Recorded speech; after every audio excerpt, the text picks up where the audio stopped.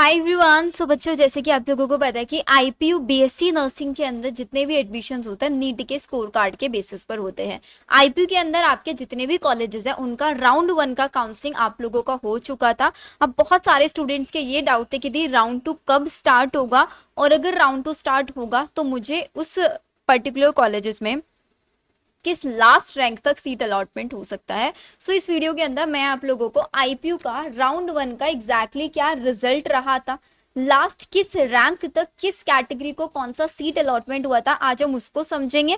साथ ही साथ आप लोगों को राउंड 2 कब तक हो सकता है कब तक नहीं, वो भी मैं आपको सारी चीजें बताने वाली हूँ। सो मेक श्योर चैनल को सब्सक्राइब जरूर करके रखना, बिकॉज गोइंग फॉरवर्ड आप लोगों की सभी काउंसलिंग की जितने भी डाउट्स होता है यहीं पर आप लोगों को सोल्यूशन मिलने वाला है।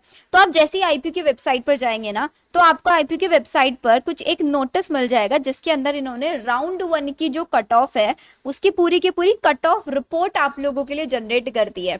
अब ये कट ऑफ के अकॉर्डिंग, जो कि आपका 14 अगस्त में हो चुका था एंड आज 24 अगस्त हो चुका है, तो अब यहाँ पर बात कर लेता है कॉलेज वाइज कट ऑफ की। जैसे कि आपको पता है देर आर टोटल 5 कॉलेजेस, जिन 5 कॉलेजेस में से टॉप 4 कॉलेजेस है आपके हिंदूराव, कस्तूरबा, लक्ष्मीबाई बत्रा। ये तीनों के तीनों आप लोगों के गवर्नमेंट सिर्फ और सिर्फ फीमेल सीट्स है। तो हम देख लेते हैं यहाँ पर किस रैंक पे लास्ट आप लोगों का सीट अलॉटमेंट हुआ। तो जैसे कि सबसे पहले आता है BCFDFHS। ये क्या है BCFD? आपको ये समझ नहीं आ रहा होगा तो यहाँ पर देखो BCDFHS मतलब दिल्ली कैंडिडेट है, ओबीसी कैंडिडेट, और उसको डिफेंस कोटा के बेसिस पर कौन सा कॉलेज अलॉट हुआ है? हिंदू राव कॉलेज अलॉट हुआ है। मिनिमम रैंक थी 4 लाख पर। भाई एक ओबीसी कैंडिडेट को डिफेंस कोटा पर 4 लाख 4,30,281 रैंक पर सीट अलॉटमेंट हुआ है। This is also minimum, this is also max. अब नेक्स्ट रैंक आती है कौन सी?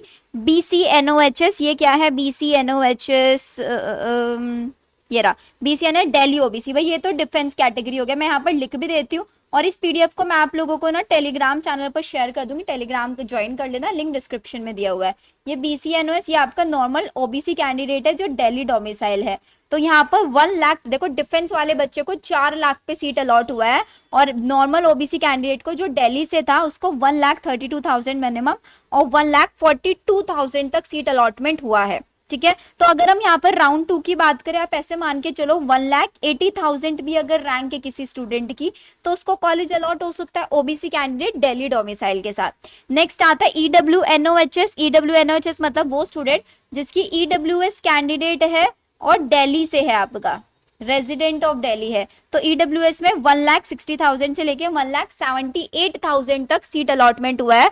तो EWS में मान के चल सकते हैं कि अगर आप 2 लाख तक आपकी रैंक है, एक दिल्ली कैंडिडेट जो कि EWS है, तो उसको कॉलेज अलॉट हो सकता है हिंदू राव। ठीक है, नेक्स्ट आता है आपका OPNOHS। What is OPNOHS? OPNOHS Delhi candidate है general. Okay, this is general candidate.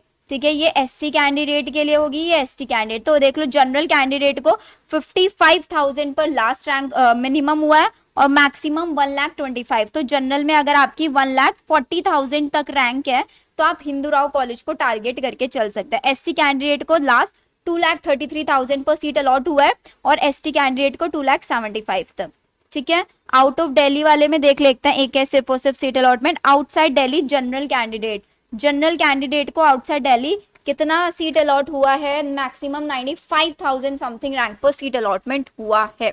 This is for outside Delhi general. बाकी EWS SC ST इन सब में कोई आउटसाइड दिल्ली का सीट अलॉटमेंट नहीं है। तो ये तो हिंदू राव का हो गया। ऐसे ही आप यहाँ पर बाकी का भी चेक कर सकते हैं। तो जैसे कि अगर हम किसका चेक कर रहे हैं, आपका कस्तूरबा हॉस्पिटल का अगर हम चेक करें तो 1,52,000 तक अलॉट हुआ है कस्तूरबा। ओके, ठीक है, 1,87,000 तक ये हुआ है। मैं इसकी ओवरऑल आप लोगों को बता दूंगी अभी। और जनरल को अलॉट हुआ है 1,50,000 तक। ओके, एससी कैंडिडेट को 2,60,000 और एसटी कैंडिडेट को 4 लाख पर भी सीट अलॉट हुआ है। एसटी 4 लाख पर राउंड 1 में, तो ये मतलब ये तो 6 से 7 लाख तक भी जा सकता है लास्ट टू लास्ट राउंड तक। और यहाँ पर अगर हम देखें नेक्स्ट कॉलेज कौन सा है हमारा, ये लक्ष्मीबाई बत्रा कॉलेज 3,70,000 पर भी अलॉट हुआ है।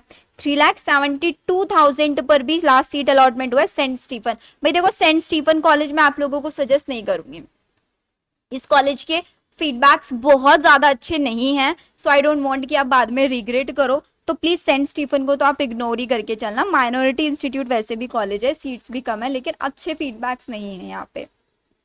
पन्नादाई, लक्ष्मीबाई बत्रा, इन चारों में से जो भी आपको कॉलेज मिल रहा है आप उसको ले सकते हैं। तो मैं बता देती हूँ, अगर आप एक जनरल कैंडिडेट है, दिल्ली से हैं और आपकी रैंक 2 लाख तक है, तो ऑफ कोर्स आपको सीट मिल सकती है।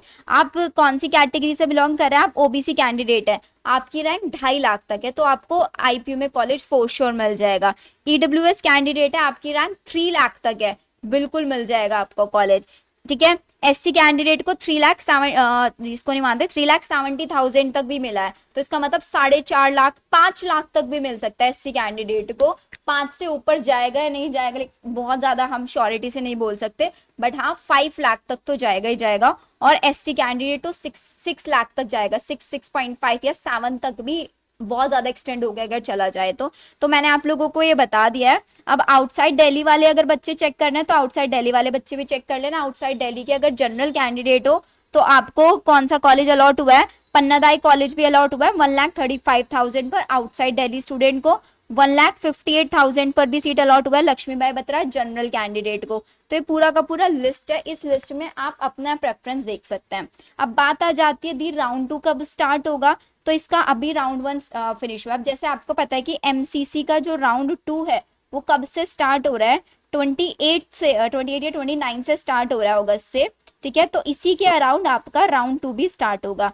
क्या राउंड 2 के लिए फ्रेश रजिस्ट्रेशन होंगे आईपी में, आई डोंट थिंक सो, ये फ्रेश रजिस्ट्रेशन नहीं कराता है। जिस बच्चे ने राउंड 1 में पार्टिसिपेट किया था वही चॉइस फिलिंग चलेगी, ठीक है। चॉइस फिलिंग को मॉडिफाई नहीं करेंगे, जिसको सीट अलॉट हुआ था वो अपग्रेड करा सकता है, ज्वाइन कर लिया आपने, वो मैंने स्टेप्स आप लोगों को पहले ही समझाया हुआ है। लेकिन आप लोगों की कोई फ्रेश रजिस्ट्रेशन नहीं होगा, कोई चॉइस फिलिंग नहीं होगी। जो आपने चॉइस फिलिंग राउंड 1 में सबमिट की थी, डायरेक्टली आप लोगों का राउंड 2 का आपका सीट अलॉटमेंट आपको मिलेगा कि आपको राउंड 2 में ये पर्टिकुलर कॉलेज अलॉट हुआ है, ठीक है। तो आई थिंक आप लोगों के जो आईपीयू को लेकर डाउट्स थे वो सारे के सारे क्लियर हो गए होंगे कि किस किस रैंक तक मिलेगा। ये पूरा का पूरा लिस्ट आप लोगों की प्रॉब्लम का सोल्यूशन है।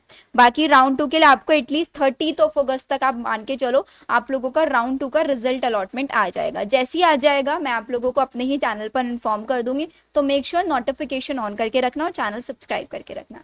Okay then, bye bye.